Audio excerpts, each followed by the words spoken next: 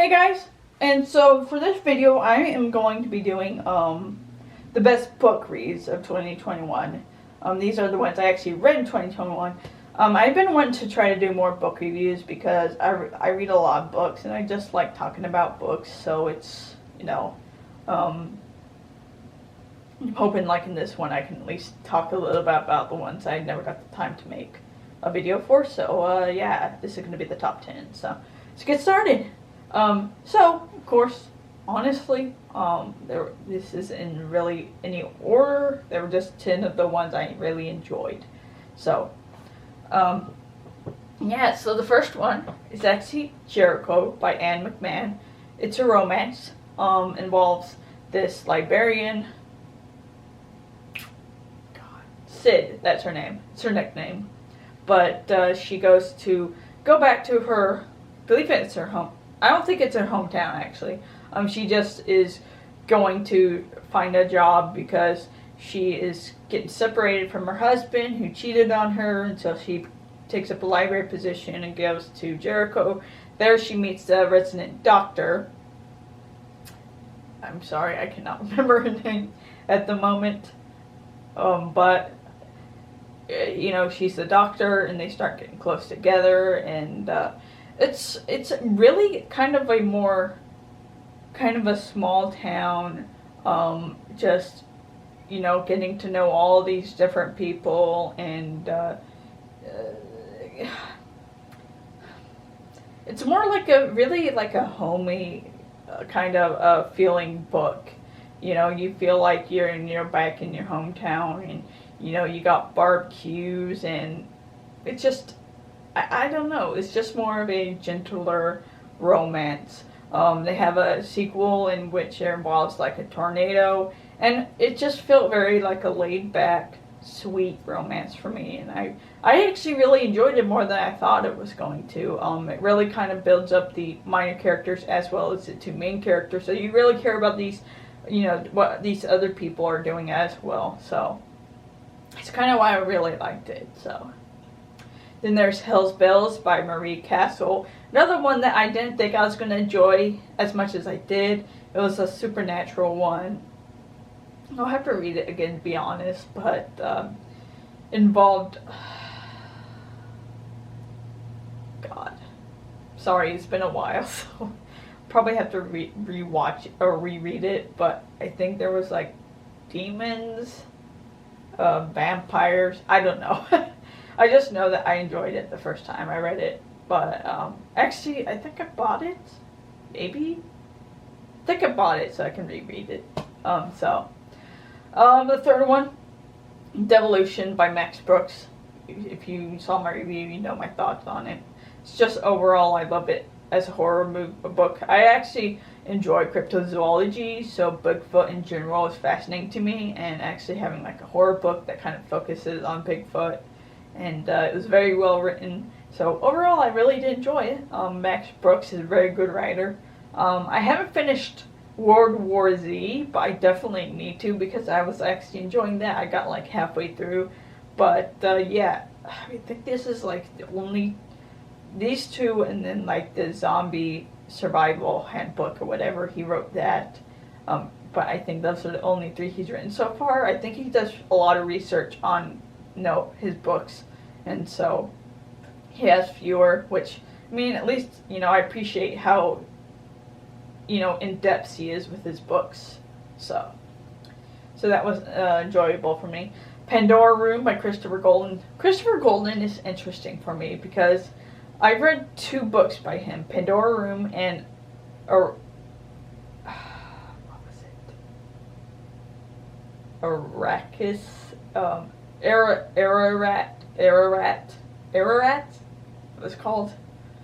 They're both like possession books, but they also involve like going into this like cave, in these, underground or in this mountain, and they unleash this evil, and it involves possession, and I don't know, it's one of those books where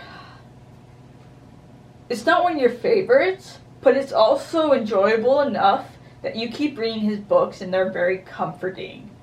I don't know how to explain it, but Pandora Room in particular, it involves these archaeologists that find this room that they think might contain Pandora box.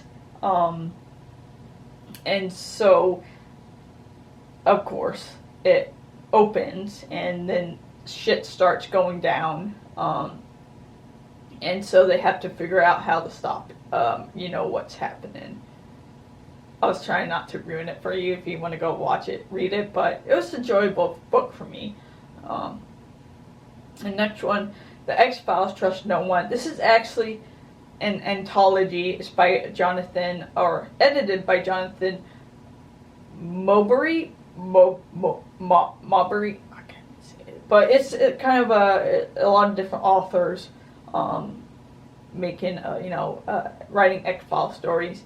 And it varies. There are werewolves. There's, I think there's one author that fucking has a hate boner for Twilight. Because one of the characters is like, it's obviously supposed to be a Twilight, it feels like they're trying to criticize, like, the popularity of Twilight. But I thought it was so hysterical. But yeah, it was just a bunch of, like, if you're a fan of the X-Files, this is probably one that you want to go read. If you just want an enjoyable time, kind of reminiscing and just having a good, it brings back memories for me. I love the X-Files, so if you like the X-Files, I would recommend go reading it. And of course, there's the Stand by Stephen King. Oh man, that fucking sucker was huge. It's like over 1,000 pages. It was the expanded edition. He added more scenes to it. He said he added the ones that he thought would actually add something to it. He didn't add everything that he cut out, because he just added the things that he thought would be relevant to the story and not the ones that were just filler. So I actually enjoyed it really well, to be honest, considering how it was over 1,000 pages. He really built the characters up. He takes them from being these kind of selfish characters at the beginning, for the most part, and slowly builds them into what we get by the end of the story. And so, I still need to watch both the newer version of The Stand and the older version that I actually seen before. So it should be interesting to see it as I rewatch it after reading the book. So next one, The Dead in the Dark. Sorry, by Courtney Gould. It was actually a young adult book, and I started reading it because it has a queer character, and I actually really enjoyed it.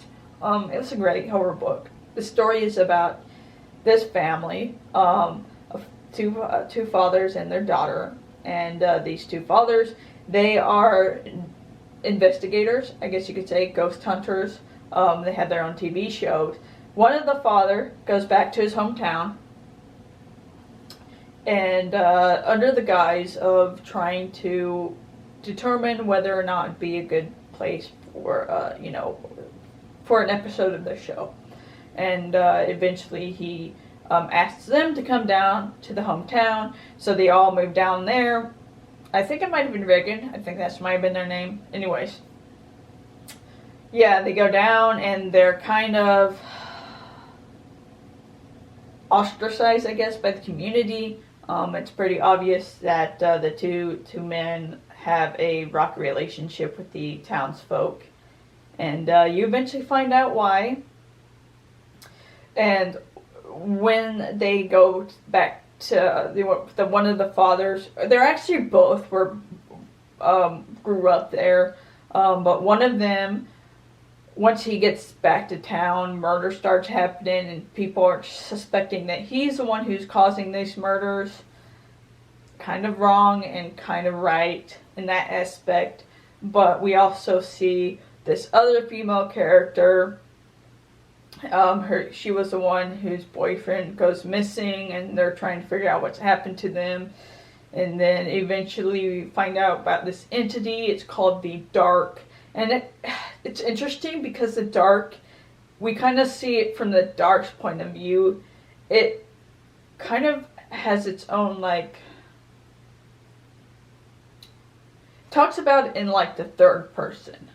So we get to see the Dark's point of view, but as from the third person. So we talk about how the Dark would enter this, this person and stuff like that. It's hard to explain. You have to read it, but yeah, honestly, I really enjoyed it. I would recommend just go and read it. I don't want to spoil it a lot, so I'll just say go read it. The Dark, and The Dead and the Dark. It's a young adult fiction, young adult book. So the next one, Horror: A Very Short Introduction by Darryl Jones. It's kind of it's one of the very short introduction books. It's an entire series, but it's a very intellectual look at horror. Not only like literature, but also, movies, also why we enjoy horror and stuff like that. So it takes a more like professional look, academic look at horror. So if you like horror books, horror movies, I would definitely go recommend reading it. I can't really explain specifics, I guess. They just go into a lot of kind of like the history of horror and why we enjoy horror, kind of what it elicits in us. So I just say go read Horror: A Very Short Introduction by Darryl Jones. I'll just say that. So there's Paperbacks from Hell from Grady Hendrix. I actually started reading this because of I'm going to do a presentation on the horror genre, and because our library is doing this horror winter reading challenge, and so I decided I was going to do a horror presentation to kind of inform my readers or my coworkers on horror, just in case they ever have to help anybody try to find horror books that they might like. But yeah, this book, Gary Hendrix, he's a very entertaining author. Even just talking about this particular book looks at 70s and 80s like cult horror books, like paperback books that were kind of, there's been a lot of crazy ones. It was during this period where horror was, the authors were trying to draw readers to read their horror books, and so they would come up with a crazy concept, crazy art, stuff like that to try to get them to read, and the horror books. And quite often not. It was hysterical how crazy they were. Right now I'm reading Slugs. So Flesh-Eating Slugs is the one I'm reading right now, and yeah, it's it's about as insane as it sounds. So, but yeah, he goes through all the different like horror books, some of the crazy ones, some of the more impactful ones like The Exorcist, Rosemary's Baby, Omen. Those were all like paperback horror books before they became popular and classics. So I would definitely recommend it if you want to go read about how some of the more obscure horror novels.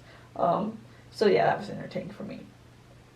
The Princess Knight by G.A. Akins. Honestly, any of her books are amazing. G.A. Akins, aka Shelley Lorenstein, same author.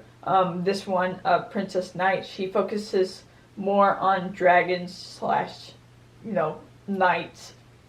Like G.A. Akins, her synonym, she focuses more on dragons and knights and everything. This particular book, it focuses on this. She's called a warrior monk. And she's trying to help her sister defeat her other sister, who is trying to essentially take over the world. And so, honestly, it's hard to kind of explain. It's a romance, and her her romantic partner is a centaur. So, honestly, this is one of the more, I think, forced romances, in that we really don't get much of the romance till like the second half of the book, and it really just felt like they needed it to happen. But honestly, I didn't care because, one, straight romances don't really get me, and two, I was more focused on the story itself. You know, what was happening, the action. You know, trying to her sister trying to stop her other sister. That aspect of the story is more entertaining for me, as is pretty much all her books. She's a great storyteller overall. I don't read it for the romance. I read it for the characters and for the, storylines. She's very good at world building, I'll just say that. So, if you want, like, books on dragons, knights, fantasy, stuff like that, even romance, straight romances, G.A. Aikens, a.k.a. Shelley Lawrence, go read her. And then Aftermath by Anne McMahon, that's the sequel to Jericho. Kind of talked about it. There's this tornado, and Sid gets trapped in the school, and so they have to try to get her out. So, kind of drama, once again, romance. Pretty self-explanatory, to be honest.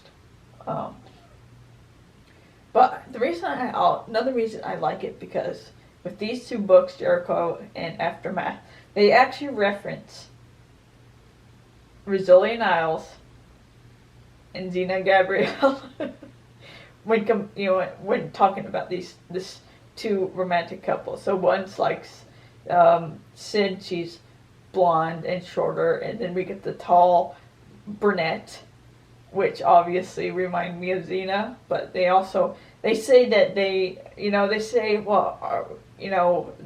that, are we Xena and Gabrielle? And then, the one of the characters says, no, we're more Rizzoli and Isles. And so it was so obvious, Anne McMahon knows what's going on, with the whole, female ships. So I really appreciated that aspect. But overall, still great romances, so. But yeah, so I think those are 10 of the ones that I enjoyed the most from this year. And yeah, if you have any books that you want to recommend, I tend to read more like horror / sci-fi / lesbian romance. So if you have any of those you want to recommend, go on and recommend them in the comments down below. So other than that, yeah, you guys have a nice night. Stay safe out there. I'll talk to you later. Bye.